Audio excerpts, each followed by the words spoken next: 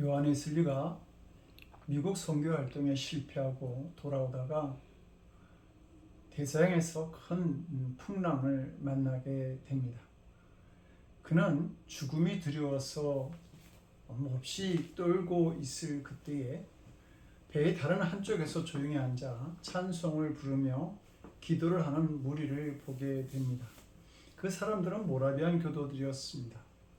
그들의 표정에는 전혀 두려움이 없었고 오히려 미소와 평안을 가득 머금고 있었습니다.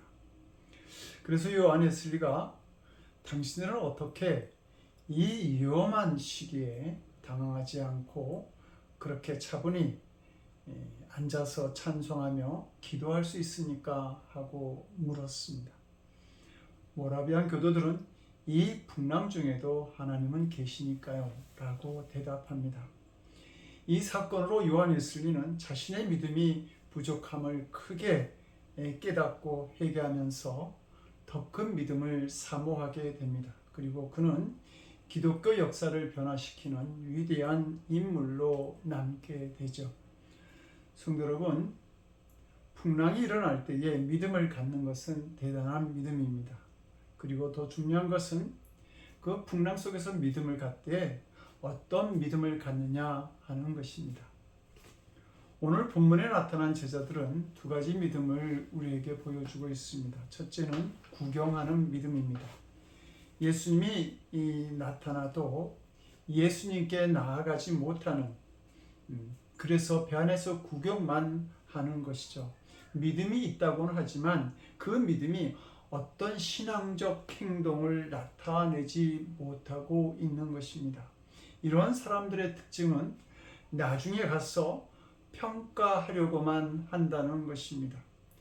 물에 뛰어든 베드로를 보면서 의심하는 도마는 혹시 베드로가 물 위를 걸을 수 있다고 한다면 그 다음에 나도 걸을 수 있을지 몰라 라고 생각했을지 모르고, 가룟유다는, 이 재리에 밝았던 가룟유다는 뛰어내린다고 뭐 돈이 생기나 이렇게 생각했을 것입니다.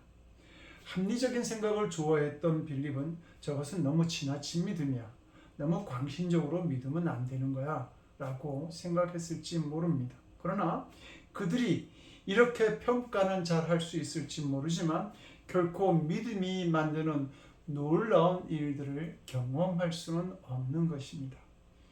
예수님이 복음 활동을 하실 때 많은 사람들이 예수님을 따라다녔습니다. 그러나 그들이 다 예수님을 구주라고 고백하지 못합니다. 오히려 예수님이 잡히시자 예수님을 십자가에 못 박으라고 소리치던 사람들이 바로 그들이었습니다.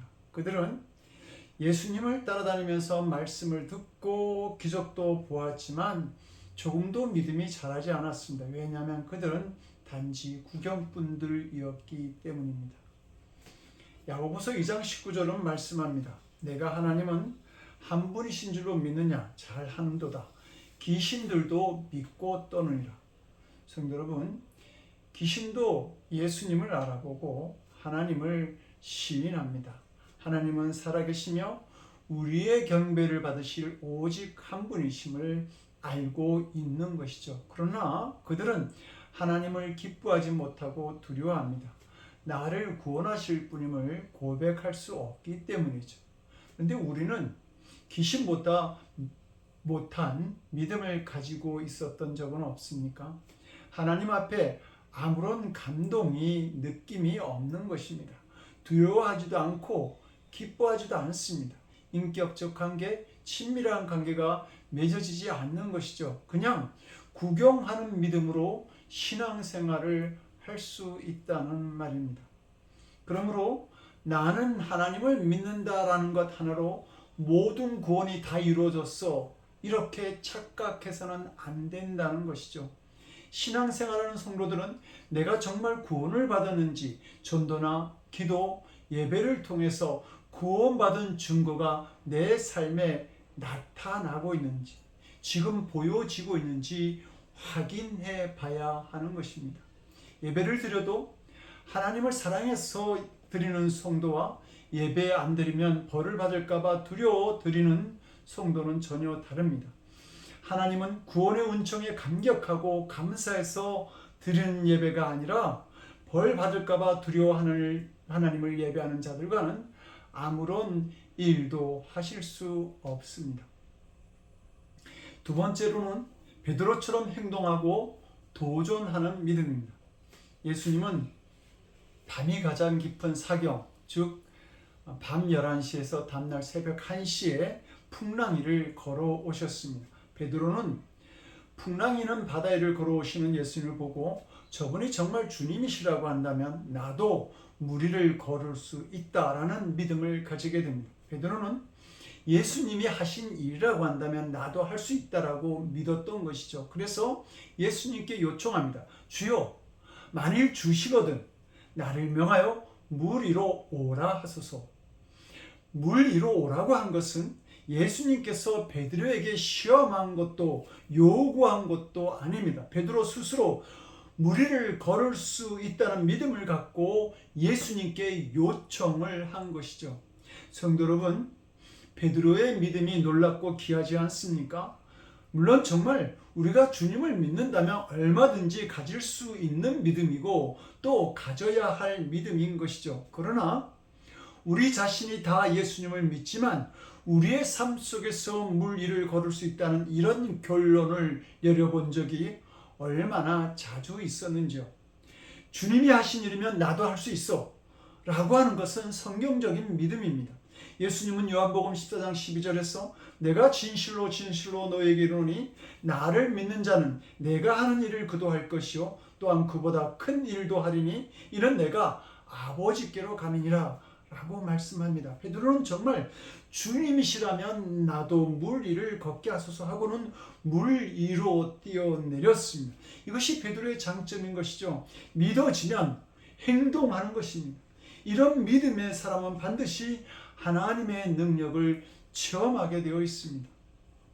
눈을 뜨기 원했던 소경 바디메오가 예수님의 오심을 듣고 다윗의 자손 예수여 나를 불쌍히 여기소서 소리칠 때에 사람들이 그를 응원한 것이 아니라 그가 지르는 소리가 시끄럽다고 윽박질렀습니다. 그러나 그는 믿음으로 예수님을 향하여 더 크게 소리를 지릅니다. 바디메오의 이런 행동이 예수님으로 하여금 눈먼 그의 눈을 뜨게 하고 보게 하시는 은혜를 입게 한 것을 성경은 기록합니다.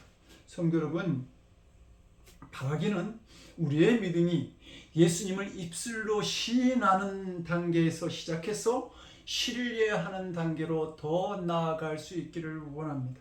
우리가 예수님의 사랑과 능력을 신뢰할 수 있을 때 예수님의 말씀을 따라 구체적으로 행동하고 그 말씀에 응답할 수도 있는 것입니다. 지금 배 위에는 12명의 제자가 타고 있었습니다. 그런데 물 위로 뛰어내린 사람은 오직 베드로 한 사람밖에 없었습니다. 왜 다른 제자들은 배를 벗어나 예수님께로 가지 못하였는지요? 바로 예수님이 내 삶의 진정 주인이 되신다라고 하는 그런 신뢰를 갖지 못하였기 때문입니다. 그래서 그들은 배 안에 있어야 안전해 라고 생각했던 것이죠. 이 배가 태풍으로부터 나를 지켜줄 것이라고 아주 자연스럽게 의심 없이 생각하고 있었던 겁니다. 성도 여러분, 오늘 우리도 안락과 안주의 배 안에서 태풍을 맞이하고 있지는 않습니까? 배가 나를 태풍으로부터 보호해 줄 뿐만 아니라 나의 품위와 삶의 안전을 약속해 줄 것이라고 생각하고 있지는 않는지요. 시카고 윌크로우크 교회에서 설교 목사로 계셨던 존 오트버그 목사님은 당신의 배는 무엇입니까? 라는 제목의 설교를 통해서 이렇게 말씀합니다. 배는 하나님과 상관없이 당신에게 안전과 안락을 보장하는 모든 것이다. 배는 당신이 유혹받을 때, 인생의 폭풍이 일 때에 의지하고 싶은 모든 것이다. 타고 있으면 너무 편안해서 물 위에 계신 예수님께 가지 못한다 할지라도 포기할 수 없는 모든 것이다. 배는 제재된 삶으로 나아가려는 당신을 붙드는 모든 것이다. 자신에게 물어보라. 모든 것을 뒤로하고 믿음으로 발걸음을 내디디려 할 때에 가장 버리기 두려운 것은 무엇인가? 그것은 당신의 직업인가? 관계인가? 명예나 자존심인가? 또는 은밀한 사생활인가? 아니면 성공인가? 아니면 인정받고 싶은 욕구인가? 이 존 목사님의 말씀처럼 배 안에 머무는 것은 안주하는 것이죠. 배 안에 안주하게 되면 5달란트와 2달란트 그리고 1달란트 받은 사람들 중에 1달란트를 받은 사람과 같이 되는 것입니다. 물 위를 걷는 것이 두려워서 자신이 가진 1달란트를 붙들고 안주하려고 한다면 반드시 슬퍼하며 이를 감이 있으리라고 경고하신 주님의 경고를 그는 듣게 되는 것입니다. 하나님을 향해서 믿음의 걸음을 걷지 않으면 우리는 실패를 경험하지 않아도 될지 모릅니다. 그러나 실패 없는 길이 오히려 결과적으로 우리의 인생을 망치는 죽음의 길이 될 수 있음을 기억하셔야 할 것입니다. 젊은 부자 간원이었던 니고데모도 배를 타고 있었습니다. 예수님은 그에게 자신을 따르기를 원한다면 안주의 배에서 나오라고 말씀하시죠. 즉 가진 모든 재산을 팔아서 가난한 사람들에게 나눠주고 나를 따르라고 말씀하신 것입니다. 그러나 니고데모는 아주 고급스럽고 안전한 요트를 가지고 있었기 때문에 나는 이 배를 떠날 수 없습니다 라고 선언한 후에 근심하며 돌아갑니다. 그러나 베드로는 주님의 말씀대로 배를 떠나서 무리를 건넌 주님을 의지하고 나가는 그리스도인으로서 살아야 할 참된 삶을 보여주고 있습니다. 이제껏 지켜준다고 믿었던 배를 버려두고 예수님의 말씀을 의지하고 무리를 걷는 그의 걸음이 바로 그리스도인이 걷는 걸음이 되어야 할 줄로 압니다. 오늘 나로 하여금 물 위를 걷게 하시려는 이 예수님의 테스트에서 예수님을 의지하며 태풍 가운데서도 한 걸음 내딛는 믿음으로 예수님께 응답하고 싶은 마음이 여러분에게는 없는지요? 분명한 것은 하나님의 능력은 언제나 믿음으로 행동하는 사람을 통해서 나타난다고 하는 사실입니다. 성도 여러분, 우리가 믿음의 길을 가고자 할 때 명심할 것이 2가지가 있습니다. 첫째는 믿음의 길을 갈 때도 여전히 풍랑이 몰아친다는 사실입니다. 오늘의 이 사건은 오병이어의 기적이 일어난 직후 일어난 사건입니다. 그 기적을 본 많은 사람이 예수님을 자기들의 임금으로 삼으려 하자 예수님은 이것을 피하여 산으로 기도하러 가셨습니다. 그러면서 제자들에게 배를 타고 디베라 바다로 건너가라고 말씀하시는데 본문은 예수께서 즉시 제자들을 재촉하사라고 말씀합니다. 제자들은 예수님이 재촉하시자 즉시 순종하며 바다를 건너갔던 것이죠.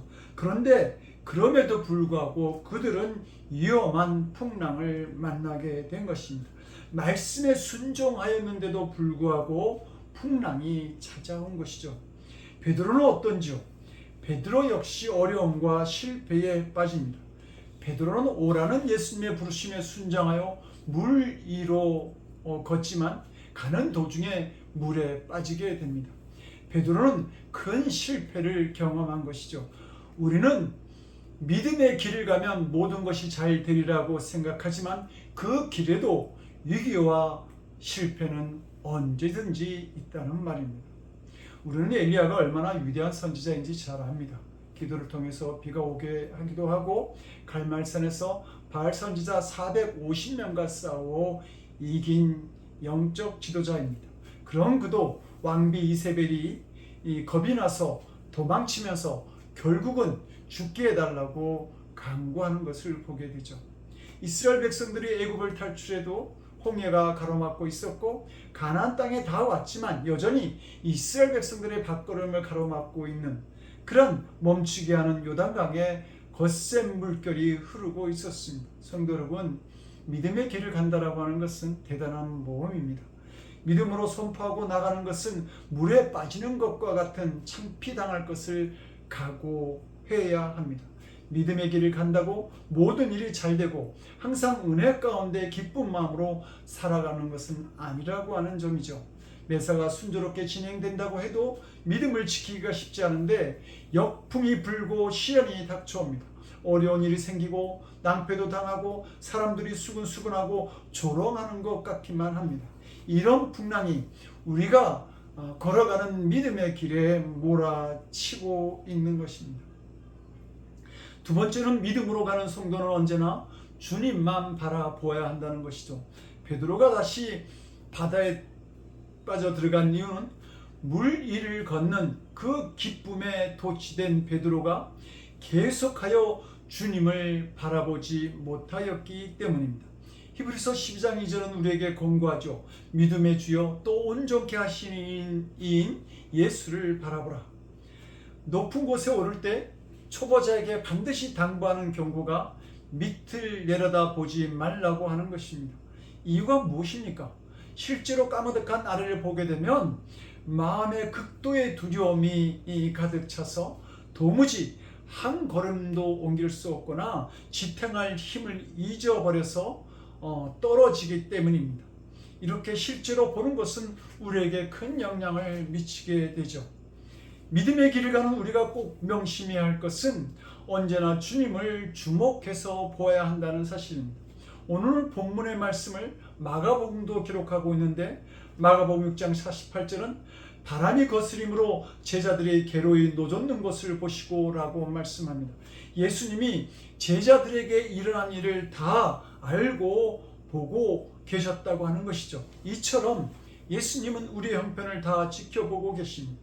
그리고 본문 42절은 배에 함께 오르며 바람이 그쳤다고 말씀하죠. 예수님께서 함께 하실 때에 풍랑도 잠잠해지는 것입니다. 풍랑에 두려워하는 제자들을 구원해 주신 분도 바다에 호적거리는 베드로를 손잡아 주신 분도 바로 예수님이십니다. 신학자 어거스틴에게 이거다가 자기가 섬기는 우상을 보이며 나의 신은 여기 있는데 당신의 신은 어디에 있어? 라고 물었습니다. 그러자 어거스틴이 이렇게 대답을 하죠. 나의 하나님은 보여줄 수가 없습니다. 하나님이 안 계셔서 그런 것이 아니라 당신이 하나님을 볼 수 있는 눈을 갖지 못하고 있기 때문입니다. 살아계신 하나님께 우리의 시선을 고정시킬 수 있는, 그래서 그 하나님을 바라볼 수 있는 믿음이 있기를 기도합니다. 예수님께 다가오던 베드로가 물에 빠지게 됩니다. 그리고 믿음이 적은 자라는 예수님의 책망을 듣게 되죠. 그는 믿음의 길에서 실패한 자가 된 것입니다. 그러나 우리는 오히려 실패가 귀한 것임을 알아야 합니다. 처음부터 온전한 믿음을 가진 사람이 없기 때문입니다. 예수님은 말씀하시죠. 오늘 있다가 내일 아궁에 던지우는 들풀도 하나님께서 이렇게 입히시거늘 하물며 너희일까 보냐. 이 믿음이 적은 자들아. 예수님은 먹을 것, 마실 것, 입을 것에 대해 염려하는 자들에 대해서 믿음이 적은 자다 이렇게 말씀합니다. 마태복음 15장에는 가나안 여인이 귀신 들린 자가 딸을 위해서 예수님께 나와 간절히 간구하는 말씀이 기록되어 있습니다. 그때 예수님은 이 이방 여인을 개에 비유하지만 그래도 은혜를 구하는 그를 보고 예수님은 이렇게 말씀합니다. 여자야 내 믿음이 크도다. 크도다. 내 소원대로 되리라 하시니 그 시로부터 그의 딸이 나으니라. 성도 여러분, 우리의 믿음이 작은 믿음도 있고 큰 믿음도 있는 것이죠. 그런데 이 믿음은 예수님의 말씀에 자주 순종하다 보면 겨자씨처럼 점점 자라서 커지게 되는 것입니다. 기독교 신앙은 체험할 수 있는 신앙이기 때문입니다. 순종하는 가운데 역사하시는 하나님의 능력을 체험하면서 자꾸 순종할 담력과 용기가 생겨나는 것입니다. 그러면 믿음도 점점 커져가는 것이죠. 하나님의 말씀에 순종한 아브라함은 맨 처음에 고향과 친척과 아버지 집을 떠나 가나안 땅을 향해 갑니다. 그러면서 점점 믿음이 커져 가다가 나중에는 이삭을 모리아산 제단에 번제로 바치는 명령에 순종하는 믿음까지 자라게 됩니다. 그는 온전한 믿음에 도달한 것입니다. 성도 여러분, 베드로는 괜히 무리를 걷겠다고 나서는 바람에 혼돈하고 책망도 받고 창피도 당하게 됩니다. 그러나 아무런 믿음도 시도하지 않았던 베이의 제자들은 제자들을 보고 예수님은 신중하고 침착했고 사려가 깊었다고 그렇게 칭찬하시지 않았습니다. 베드로가 물에 빠지는 실패를 했기 때문에 수제자에게 강등당한 것도 아닙니다. 오히려 믿음으로 물 위를 걸어본 제자는 베드로뿐이었습니다. 그리고 물에 빠진 자신을 구원해 주실 수 있는 분이 예수님임을 경험한 제자도 바로 베드로뿐이었다는 사실입니다. 베드로는 오늘 본문에서뿐만 아니라 많은 실패를 경험합니다. 예수님의 수자이면서 제자 중에 가장 많은 실패를 경험한 사람이었던 겁니다. 예수님께서 예수님께 십자가를 지지 말라고 하였다가 주님으로부터 사탄아 내 뒤로 물러가라는 책망을 받기도 했고, 예수님과 함께 기도하러 겟세마네 동산에 올라가지만 기도에 실패하기도 합니다. 예수님께서 붙잡혀 대제사장 안나스의 집으로 끌려가실 때 3번이나 예수님을 모른다고 부인한 사람이기도 제자이기도 했습니다. 그러나 결국 베드로는 실패를 했고 위대한 사도로서 우리에게 승리하는 모습을 남겨줍니다. 베드로가 만일 그렇게 많은 실패를 경험하지 않았다고 한다면, 그래서 예수님의 사랑과 은총도 경험할 수 없었다고 한다면 대사도로 주님 앞에, 교회 앞에 인정받을 수 없었을 것이고 예수님을 위해 순교할 수 있는 믿음도 가질 수 없었을 것입니다. 오늘 본문이 우리에게 말하고자 하는 것은 이 사건이 베드로가 물에 빠지고 또 물에서 다시 건짐을 받았다라고 하는 그런 일들이 중요했던 것이 아니라 이 베드로의 믿음이 이 사건을 계기로 더 성장하였다라고 하는 것을 말하고 있다는 점입니다. 베드로의 이 귀한 경험은 나중에 위대한 고백을 하도록 만듭니다. 본문의 사건이 있고 난 후에 베드로의 일행이 가이사라 빌립보 지방에 가게 되었을 때 예수님이 제자들에게 묻죠. 너희는 나를 누구라고 하느냐? 그때 베드로는 주는 그리스도시요 살아계신 하나님의 아들입니다라고 고백을 합니다. 이 고백은 바로 풍랑 속에서 걷고 빠지고 그리고 구원함을 받은 베드로의 경험에서 나온 고백이라는 사실입니다. 베드로는 아무도 도울 수 없는 풍랑 가운데 오셔서 물 위를 걷게 하시고 물에 빠진 자신을 구해주신 예수님이야말로 전능하신 메시아이심을 알게 되었던 것이죠.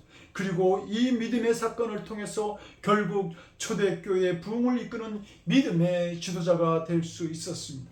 베드로가 물 위를 걸었다고 하는 사실 그 자체가 중요한 것이 아니라 베드로는 이런 믿음의 사건들을 경험하면서 결국 복음을 위해서, 예수 그리스도를 위해서 자신의 삶을 드릴 수 있는 사람으로 자라고 변화되어 갔다는 사실입니다. 마틴 루터는 종교개혁을 통해서 세계를 변화시키고 인류에 큰 영향을 미치는 사람이 됩니다. 그러나 그는 종교개혁을 하면서 여러 가지 어려움과 목숨의 위험을 당하는 고난을 맞이합니다. 그런 그에게 그의 친구 멜랑크톤은 어려운 문제가 없느냐는 편지를 썼습니다. 그러자 루터는 언제 우리에게 문제가 없었던 때가 있었느냐? 문제가 있는 것이 문제가 아니라 믿음이 없는 것이 문제라고 답장을 보냈습니다. 바다 위를 걷는 베드로가 풍랑이 없었다면 안 빠졌을까요? 그는 풍랑 때문에 물에 빠진 것이 아닙니다. 믿음이 없었기 때문에 빠진 것이죠. 물 위를 걷는 기적은 믿음이 만든 것입니다. 그러니 풍랑이 없었더라도 베드로는 바다에 빠질 수밖에 없었던 것이죠. 문제는 풍랑이나 두려움이 아니라 믿음이었다고 하는 사실입니다. 알고 보면 풍랑이 우리를 무너뜨리는 것이 아니라 우리의 믿음 없음이 우리를 물에 빠뜨리는 것입니다. 골로새서 2장 6절은 말씀합니다. 너희가 그리스도 예수를 주로 받았으니 예수 그리스도를 주로 받았으니 주로 믿었으니 그 안에서 그 믿음 가운데서 행하라고 말입니다. 예수님을 주로 믿는 우리가 배를 버리고 믿음으로 바다 위로 뛰어내려야 하는 순간이 올 때가 있습니다. 그러나 더 사랑하고 더 용서하고 더 헌신해야 하는 그때에 마음 한쪽에서는 다른 소리가 들려오는 것이죠. 에이, 그러지 마. 베드로 좀 봐.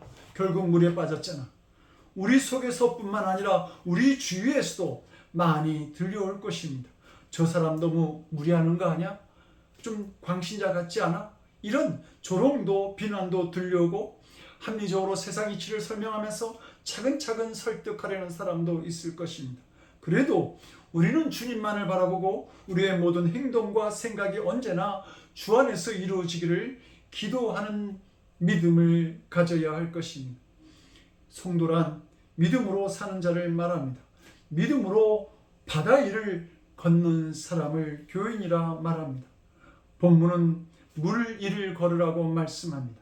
물 위를 걷는 믿음이 진정한 믿음이라고 말씀하고 있는 것이죠. 주님의 말씀에 우리가 반응하기를 원합니다. 나의 생각과 경험, 지식, 주장을 내려놓고 배에서 내리는 결단이 있기를 기도합니다.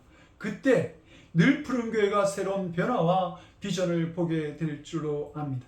하나님의 부르심에 믿음으로 응답함으로 인해 하나님의 역사에 참여하고 기적을 만들어가는 우리 모두가 될 수 있기를 주님의 이름으로 간절히 기도드립니다. 기도하겠습니다. 풍랑이는 바다 위에도 함께 하시는 전능하신 하나님, 물 위를 걷는 그 길이 두렵고 때로는 실패의 모습으로 나타날지라도 예수님께서 원하시는 길이면 기쁨으로 우리가 걸어갈 수 있도록 우리를 도와주시옵소서. 그래야 풍랑 속에서도 내 손을 잡으시고 더 큰 은총과 믿음의 길로 인도하시는 주님을 볼 수 있는 저희들이 될 수 있도록 주님 도와주시옵소서. 풍랑 중에도 우리를 지켜보시고 그 풍랑을 잠재우시고 또 풍랑 가운데 있는 우리의 손을 붙잡아 주시는 우리 주 예수 그리스도를 받들어 간절히 기도드리옵나이다. 아멘.